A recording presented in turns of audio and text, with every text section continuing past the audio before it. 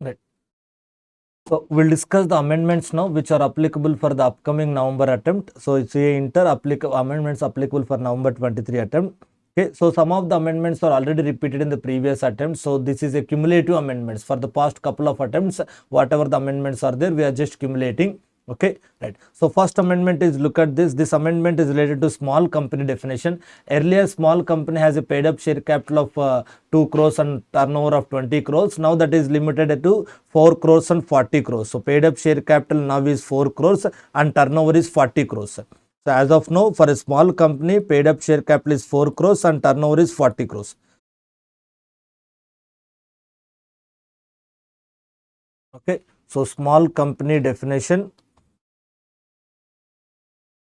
Small company definition, paid up share capital and turnover. Earlier, now, okay, so earlier paid up share capital, small company, earlier paid up share capital maximum 2 crores. Now it is became maximum 4 crores. Turnover earlier maximum 40 crores or 20 crores. Now it has become 40 crores. Okay, paid up share capital earlier maximum 2 crores, now it is 4 crores. Turnover earlier it was 2 crores, now it is 20 crores, now it has become 40 crores. Okay, 2 crores to 20 crores and 4 crores to 40 crores. This is the limit.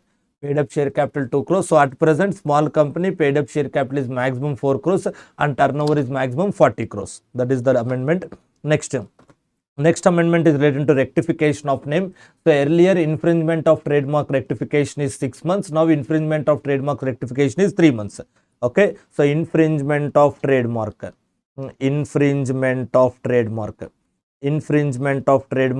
earlier 3 months, earlier 6 months, now it is 3 months. Okay, infringement of trademark earlier 6 months, now it is 3 months. Earlier penalty for contravention, now central government allotting new name. Okay, so earlier if the company fails to comply with the central government order, there used to be some penalty. Now the penalty is not imposed. If the company fails to comply with the central government order within 3 months, central government will allot a new name. So earlier 6 months time to rectify. If it does not rectify, penalty will be imposed. Now 3 months time to rectify. If it does not rectify, central government will itself allot new name. Earlier 6 months time to rectify, and if it does not rectify within 6 months, penalty will be imposed. Now there is a 3 months time to rectify, and within 3 months if the rectification is not done, then central government will allot a new name. Okay, that is the amendments related to rectification of name. Okay, right. Next, that is what this point, section 16. So section 16 has 2 amendments. 16.1 is 3 months and 16.3 is this point, central government will itself allot a new name. Right, now this point, charges creation. There are certain charges which are created under the Banking Regulation Act. Those need not be registered under the Companies Act. So normally every company has to register every charge with the ROC. So but what is this amendment? Certain charges created by a company as per the Banking Regulation Act and Reserve Bank of India Act, they need not be created. So nothing shall apply means registration is not required. Nothing shall apply means registration of charges is not required by the banking company. So banking company charges are created as per the Reserve Bank of India Act. Those charges need not be registered with ROC under the Companies Act. Banking companies have created a charge as per the provisions of the RBI Act. Now those charges need not be filed with the ROC under the Companies Act 2013. Okay, that is the amendment. Next, so audit trail future. So every company has to maintain some audit trail future. Earlier there is an amendment.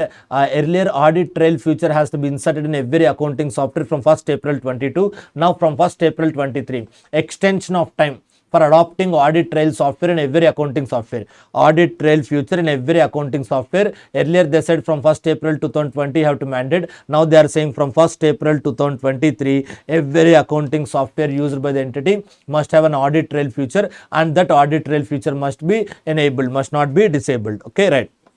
Next, so rule 3 of companies accounts, the books of accounts and other relevant books and papers maintained in electronic mode shall remain accessible in India at all times. Okay, so not only accessible in India periodically, it must be accessible in India at all times. Okay, we are maintaining books of accounts in electronic mode. Earlier we have to maintain whenever we want, but now that must be accessible at all times. Okay, the word all times is inserted. Next, earlier we are keeping the books of accounts backup on a periodical basis. Now we are keeping the backup on a daily basis. Earlier we are keeping the backup on periodical basis, but now we are keeping the backup on a daily basis. Okay, right. Next. So if we have given outsourcing, if accounting work is outsourced to somebody, then the name and address of the service provider has to inform to the ROC. If the accounting work is given outsourcing, then the name and address should be updated. Name and address of the service provider. Name and address of the service provider shall be informed to ROC. Where the service provider is located outside India, the name and address of the person in control of the books of accounts and other books and papers in India shall be filed with the ROC. Okay, if the service provider is outside India, okay, we have given accounting work to outsourcing. We have given accounting work as outsourcing. The name and address of the service provider who is providing outsourcing service to us, that must be filed with the ROC along with annual financial statements. Okay, right. Next. So when we are this is for allotment, private placement. This is for allotment, private placement. So if you are allotting shares to a private placement in a foreign shareholders, then you have to take the permission from this point. Okay, no offer or invitation of this security shall be made to a body corporate incorporated in or nation of a country which shares a land border with India. Okay, so for body corporate incorporated or in nation of a country which has shared land borders with India. Country which shares a land border with India. Country which shares a land border with India, government approval under the FEMA Act. Okay, so if we are allotting shares to a person in a country which has a land border with India, then we have to take the approval of the government as per the FEMA regulations. We are allotting shares to a person. Which person? The person of a country which has a land border with India. So before allotting shares to that person, we have to take the approval of the government under the FEMA regulations. Okay, that is what this point. Next. Prospectus and authorization by ordinary resolution. So bonus issue, in case of bonus issues, a copy of the ordinary resolution authorizing the point, this is omitted. Earlier we used to file a copy of the ordinary resolution with ROC. Now we need not file that ordinary resolution with ROC. That is fine. Okay, we need not file. Omitted you can ignore because that point is not there. Next, registration of charges, registration of deposits.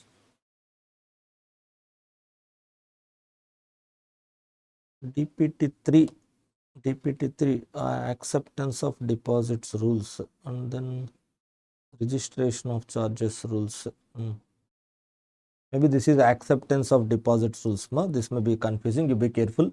That is acceptance of deposits. Chapter is acceptance of deposits, but within that it is not registration of charges, it is acceptance of deposits. Okay, right. So within the return of deposits in form number DPT3, return of deposits are in form number DPT3. In that return of deposits, auditor has to give a certificate. Okay, audited, duly audited, declaration by the auditor.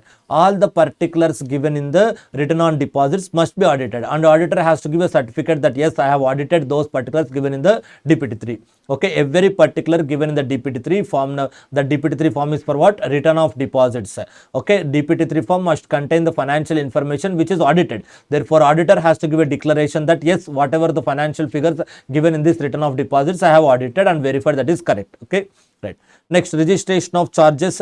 Okay, insolvency professional also has to file registration of charges. The form number shall be signed by insolvency resolution professional. Okay, if the company is under bankruptcy or insolvency, registration of charges has to be filed with the insolvency professional. Otherwise, normal directors of the company will sign. Normal directors of the company will sign. Now, registration of charges form has to be signed by the insolvency resolution professional.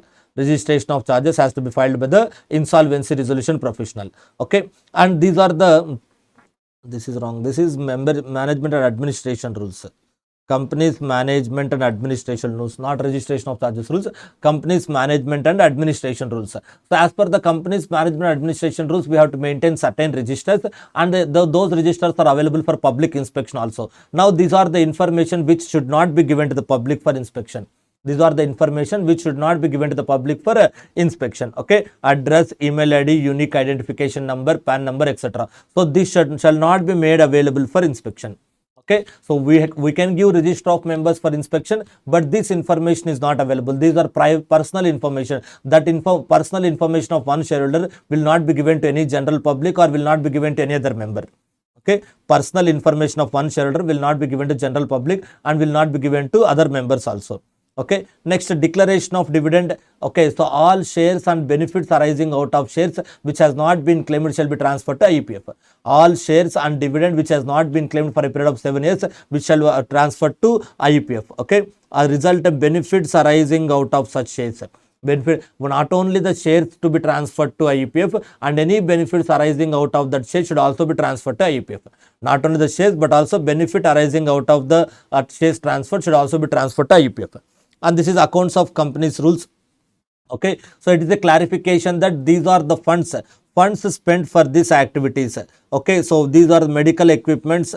Okay, so COVID related medical equipments, and COVID related research, they are treated as a CSR projects. These are scientific terms: ventilators, cylinders, concentrators, etc. Forgot about the scientific terms. Just remember that amount spent for COVID related equipment, amount spent for COVID related research and development is qualified as CSR expenditure. Okay, amount spent for COVID related medical equipment, amount spent for COVID related research and development will be considered as CSR expenditure. Forgot about the scientific terms. You are not a medical professional to remember those scientific terms. So for the sake of our examinations, remember in simple words, medical equipment related to COVID and research and development related to COVID would be treated as CSR expenditure. Okay, right. Next, so that is what the point. COVID, undertake the projects or by programs. You have to undertake the COVID related research along with the government organizations. We have to undertake the COVID related research along with the government organizations. Private organizations on their own cannot undertake COVID related research. That research has to be undertaken as in support in collaboration with the government labs. Okay. Next, so Har Ghar Tirang, these are the campaigns. Har Ghar Tirang, Azadi Ka Amrit Mahotsav. So those the money spent for promoting these activities or would qualify as CSR activities. Money spent for Har Ghar Tirang, Azadi Ka Amrit Mahotsav. So money spent for promoting these government programs will qualify as CSR expenditure. Money spent for these programs will qualify as CSR expenditure. Okay, right. Next, company's accounts rules, XBRL forms. Okay, XBRL forms that date has been extended to 30th June 22. I think that is irrelevant now. Because 30th June 2022 has already gone. 30th 1st May, 30th March, 31st March, 31st May, 30th June. That 30th June is gone already. It is irrelevant to understand the topic. Okay, right. Next, CSR 2. These are the points. What is this point? Second proviso provided for the financial year 2021-22. For the financial year 21-22, that is also completed. Not necessary now. 21-22 financial year is completed. We can't do anything now. Next, omitted. This is the provision omitted. CSR committee is not required. Every company which ceases to be company covered under the section for 3 consecutive shall not be required to commence a CSR committee. Okay, right. So this provision has been omitted. Earlier there is an exemption from floating CSR committee. There is an exemption from establishing CSR committee. If 3 years continuously you did not satisfy the CSR conditions, then you can withdraw the CSR committee. What is the earlier position? For 3 years continuously, if you did not satisfy the CSR related net worth, etc., net profit, net worth, turnover, etc., then you can withdraw the CSR committee. You can cancel the CSR committee. Now that provision is omitted. That means CSR committee to be continued. You cannot omit this point. CSR committee to be continued. Next, so if the company has unspent corporate social responsibility, if the company has unspent CSR amount, then CSR committee has to be continued. If the company has unspent CSR amount, then CSR committee has to be continued. If the company has unspent CSR amount, unspent corporate social responsibility amount shall constitute a CSR committee. Even though we are not undertaking any new projects, but if the company has leftover unspent money related to the old projects, then the company has to continue with the CSR projects. Okay, right. Next. So the term entity shall mean a statutory body under a parliament or state legislature. Wherever the word entity is used in the CSR regulations, that is related to government organizations, government corporations. Okay, statutory body established under a parliament or state legislature. Statutory corporation, we'll call it as a statutory company. Company established under a special act. Okay, so those are the terms entity for the purpose of CSR. Okay, right. So earlier 5% is admitted for administrative expense of CSR. Now administrative expense of is only 2%. Earlier administrative overheads 5%. A company undertaking impact assessment may book the expenditure towards corporate social responsibility for that financial year, which shall not exceed 2% of the total CSR expenditure for that financial year, or 50 lakhs, whichever is higher. Okay. So earlier we are spending the amount 2% of the total CSR expenditure, or 50 lakhs, whichever is higher. 2% of the CSR expenditure, or 50 lakhs, whichever is higher. Okay, earlier it was 5%. Now you can spend 2% for what? For paying the consultancy charges for an organization undertaking impact assessment. Consultancy charges paid to an organization which is undertaking impact assessment of the CSR projects. Earlier it was 5%. Now it is restricted to 2%. Okay, so that's all with the amendments. Okay. So as I discussed, many of the amendments are repeated in the future, repeated in the past attempts. Not all the amendments are new. Hardly 1 or 2 amendments are new for this attempt. Many amendments are given in the past attempts. The strange thing is that many attempts which are relevant for the past attempts but not tested in the past attempts are important now. Not the new amendments. The amendments which are applicable for earlier attempt but has not been tested in the earlier attempts are more important for the present amendments rather than the new amendments. The amendments which are relevant for the past attempts but are not tested in the past attempts are more important for the current attempts rather than the new amendments for the current attempt. Okay, so therefore amendments which are applicable for the previous exams for the past 2 or 3 attempts, those are very, very important for the current attempt. Okay, so be careful for that. Those amendments applicable for that is the reason we have given cumulative amendments, not just the amendments related to this attempt. We have given the cumulative attempts with that reason. Okay, so therefore go through all the amendments. Hardly changes are there: 6 months to 3 months, 5% to 2%, 4 crores to 40 crores. Okay, there is nothing complicated in the amendments, but the important thing is if you get at least 10 marks with less period of time, you can score very good marks in these amendments. Okay, thank you.